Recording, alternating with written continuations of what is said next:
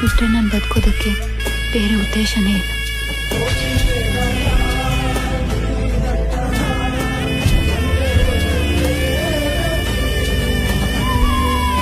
ನಾನು ನನಗೋಸ್ಕರ ಅಲ್ಲ, ನಿನಗೋಸ್ಕರ ಬದುಕ್ತೀನಿ. ನೀ ಬಿಟ್ಟರೆ ನಾನು ಬದುಕೋದಕ್ಕೆ ಬೇರೆ ಉದ್ದೇಶನೇ ಇಲ್ಲ.